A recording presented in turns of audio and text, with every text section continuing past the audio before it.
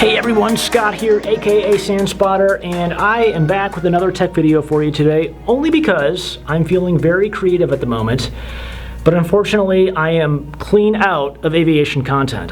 I'm between trips right now. I've got nothing left to show you, at least at this point in time. I am traveling next week though, so there is more coming, don't worry about that. But since I am feeling very creative right now, I thought this would be the perfect opportunity to talk about this guy. Yeah, it's my GoPro, and I'm holding it upside down, but yeah, GoPro Hero 5. To be honest, it doesn't really matter which version of the GoPro it is that I'm going to be talking about. It doesn't matter, they're all the same. I've loved GoPros all generations, all the way back from the Hero 3, my first one many years ago, to this Hero 5, which, it's not perfect, but it is my go-to travel camera, and I use it for everything. So, in a nutshell, I have got many, many years of experience with this guy. Like I said, I started out with the Hero 3, I'm on the Hero 5 now, there are newer versions, and I've learned quite a bit, actually, and I've actually learned enough that I think I can teach you how to get the most of this thing. Whether you've got the older version, the newest version, it doesn't matter. These things have basically stayed the same over the years, and they just, technically and feature-wise, they haven't changed much. Of course, the image quality has gotten better. There's a few things that are different, but for the most part, they're the same camera. They've always been the same. So what I'm going to say applies to all. Okay, tip number one. How do you get the best audio from these things? It's hard, let me tell you, it's not easy. Years of trial and error have taught me that using a GoPro as a primary audio source, it's not gonna work. Basically you need an external mic, or you need a different camera that's recording just audio as you record video with this thing, and then you can sync them up later in post-processing. It's just a mess. GoPro audio sucks, but there is a way to get decent audio from this thing. And the trick, quite simply, is to turn on the wind-only feature, because otherwise it's gonna capture every little scuff and scrape. And I learned this the hard way when I got this GoPro Hero 5. I went out on my first shoot, I had no idea what those audio settings were, I didn't even think about it. And it was a great shoot, and I came back, I listened to my audio, I watched the footage, and I was mortified. I was so ticked off that the audio was just terrible. And that was because I had the stereo only feature on, which made all the static come through. Like every time you touch the body of the camera, you're gonna hear all that crackling, all that noise, and it makes for terrible audio. It's annoying to listen to, and as a videographer trying to create decent content, it's killer, it sucks. By turning on the wind only feature, it's gonna knock down a lot of that exterior noise. It's not gonna capture so much of that ambient scuffling and scraping as you're holding the camera and moving it from hand to hand or putting it down or whatever. So do that, save yourself a lot of hassle, and it's gonna sound a lot better. Okay, so the second most important thing you need to know about getting decent footage from your GoPro is to not rely on the camera's image stabilization feature. I can't emphasize that enough. It does come with image stabilization, at least starting with the GoPro Hero 5. And when I heard that announcement before this camera was released, I was so excited. That's everything I need. I hate shaky video. I can't watch it. It just doesn't work for me. And I like to create smooth video as much as possible. That's why you're going to see a lot of my shots in my videos. I've always had the camera down most of the time, sitting on something. I don't like to hold it. I do handheld shots. I do, but it's very rare just because I can't stand the movement. Anyway, back to the point. Do not use the image stabilization feature in the camera. Instead, use a gimbal, such as this. This is a no-name, it's a Futech. What model number thing, I have no idea. But if you want smooth video from your GoPro, you've got to use a gimbal such as this. And I believe GoPro makes one of these now. It's probably a better quality or higher quality than this thing, but I think I paid $200 for this a couple years ago, and it works great, and it creates butter smooth video. So here's an example I want to show you. I'm going to first show you an example of the handheld GoPro footage with the image stabilization on, with me trying to hold the camera as steady as possible as I'm walking, and you're going to see it's not so smooth. Check this out. That sucks, doesn't it? Yeah, and the image stabilization feature was on during that entire time, so that's just not gonna work. But now let's check out an example using this guy, and you're gonna see the difference.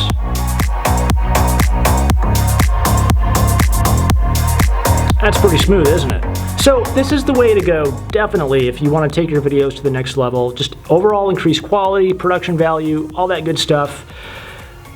This is it. I gotta be honest with you though, I don't use this very often, only because of how big and heavy it is. It just gets in the way as I'm trying to do other things, which for me, the kind of video that I shoot, I'm usually running through an airport or I'm filming things inside of an aircraft, a commercial aircraft. And when you've got one of these big things and you're holding it and it's doing fancy things, the lights are blinking and it looks professional and it scares a lot of people. It puts a target right on your forehead like terrorist, terrorist. I mean, people notice this kind of stuff. For me, I need to be more discreet. So just holding this whenever possible is the way to go. As much as I want to use this thing, I don't. So how do I get smooth video with this? It's not so bad. As long as I try to hold it as smooth as possible, I can actually use a feature in Adobe Premiere called Warp Stabilizer. It's my favorite feature in any software package at the moment. It's just amazing what it does. I can take somewhat shaky footage from a GoPro like this, run it through Warp Stabilizer, and it spits out a fairly decent, smooth rendition of that. Almost as smooth as the gimbal. It's not perfect. It'll zoom in and out a little bit, and it's just like getting the settings right is just, it takes time and practice, but here's a quick demo of how that works. Okay, so here we are in Adobe Premiere. I've already got something queued up for you. This is footage of me boarding an airplane, doing a handheld GoPro shot with image stabilization on. Let's see what that looks like. Pretty rough. But thankfully, Warp Stabilization can smooth that out for us. But first of all, before we go any further, let's make a copy of this. Hold down Option and drag that over. So we can do a before and after comparison. We'll modify this clip right here, and then we'll keep the original over here so we can compare. So what we need to do is we need to come over to this left-hand tab, go to Video Effects, click that down arrow, go down to Distort, click that down arrow, and at the bottom there you're going to find the Warp Stabilizer. That is what we want. So click and drag that onto the clip that we want to edit. And if we scrub over top of that clip, you'll see that it's actually doing something. It's analyzing in the background, so just that means you can edit or you can continue editing while it's doing its process. And speaking of process, if you come over here to the Effects Control tab, you can actually see what that Warp Stabilization feature is doing at this exact moment. It's telling me it's about 20% done at this point. It's got a little bit of work to do, so I'm going to let it do its thing. And then I'll jump ahead to when it's done. Okay, so that took about a minute and a half. It is done now, so let's scrub all the way back to the beginning here and see what we got. Press play. Oh yeah, that is so much better. So much better. And we'll compare it to the original here, this clip. Yeah, definitely the stabilized version is a whole lot better. Let's play that one more time. Yep, so there you have it. The Warp Stabilization feature will definitely save you when it comes to creating smooth content that wasn't smooth before. Back to the video. So yeah, as long as you're really careful about keeping the camera as steady as possible, it's decent to use without the gimbal, knowing that you're going to just run it through Warp Stabilizer anyway. Like if you're walking generally and you're just kind of moving stuff around, you're just filming like this, Warp Stabilizer is not going to work at all for you. You need to keep the camera steady somewhat as best as you can. Keep your movements simple, smooth, and not so jarring, and you're going to get good quality. Okay, so this third little tip that I have for you may not seem so surprising, and it may seem a little bit obvious to you, but believe me, when you're out traveling, you're doing things, you're busy, you're running through an airport, or you're looking at just something amazing, you're not really thinking about your camera, and especially when it comes to the GoPro, you almost forget how small it is. And just keep that in mind because you can put your GoPro anywhere. There are so many accessories that come with this thing. I've got drawers full of suction cups and cables and arms and I use that stuff all the time. And I always try to get as creative as I can whenever I'm out filming things because this thing, it takes abuse. It's small, you can stick it in small spaces, you can put some tape on it, stick it to a wall, it'll stay there, and it's great. The size of this thing can't be beat. Plus its little cube shape here, it's got the flat bottom so you can put it down on any surface. It does great in that regarding. You know, you compare that to a phone, for example. I mean, you can't put your phone down anywhere because it's going to fall over. If you've got a big DSLR like I'm shooting here, that's too big. You can't put that everywhere. But this little guy, take advantage of its small size and get creative shots, because it's those creative shots which is going to make your videos unique, and it's going to capture people's attention, and it's going to keep them coming back. So get creative and take advantage of the small size. Okay, number four.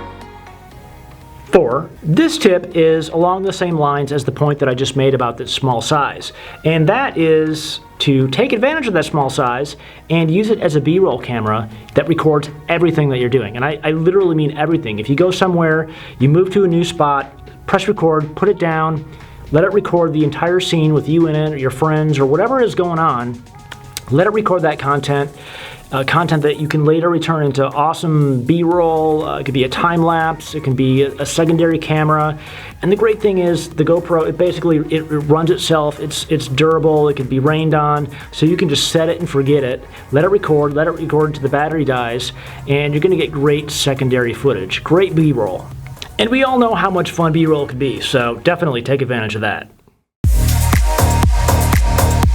Okay, so the last point number 5, which is kind of one of my favorites because it saves me a ton of time, and that is to shoot in a high FPS, frames per second. I always shoot in 60 frames per second or higher because it allows me to extract sharp images from my video. Now that's really important to me because, as you know, I've got my travel blog, which has nothing but pictures of all my experiences, all my flights, all my hotel stays. I take a ton of pictures, but I'm also starting to get into video a lot, so I'm always shooting video as well. And I've quickly found that walking through an airport or an airplane or anywhere, trying to hold 2 cameras, one doing photos, one doing video, it just doesn't work. I've got my bag usually with me all the time. I'm trying to focus on what I'm doing and I'm just trying to manage all this. It doesn't work.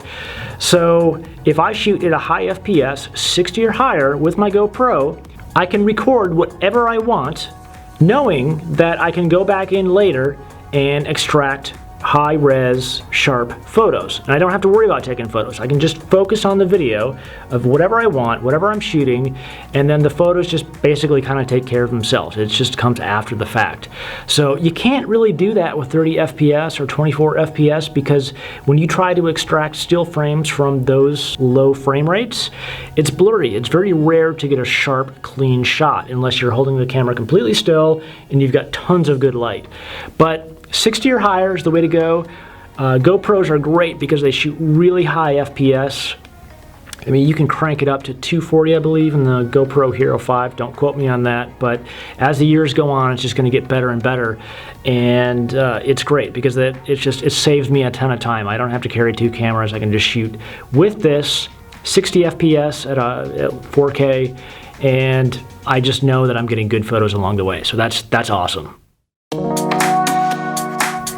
Okay, to recap, the first thing you need to do is turn on the wind-only feature in your GoPro settings. If you use the stereo mode, you're going to get a lot of crackling and static noise whenever you move your finger or do anything. You don't want that. It sounds terrible.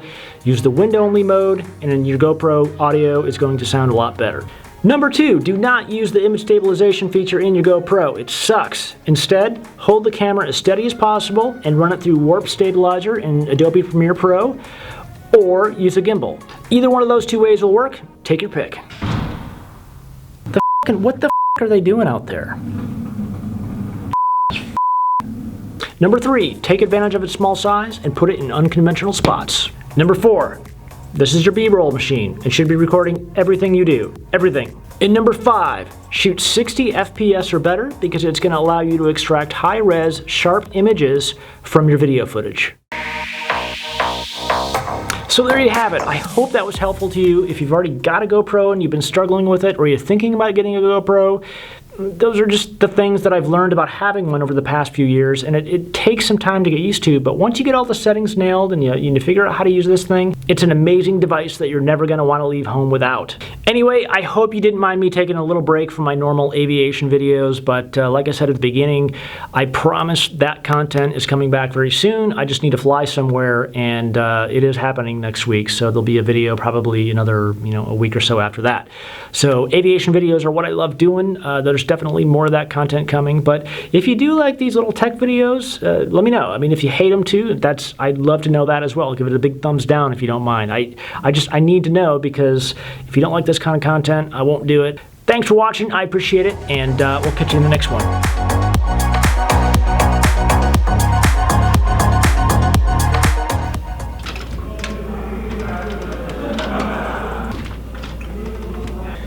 Hey everyone, Scott here, aka SANspotter. The GoPro, doesn't matter which version it is.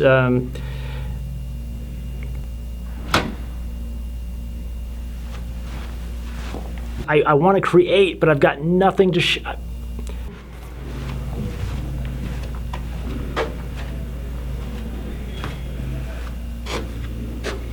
I've got more stuff coming, so don't worry about that.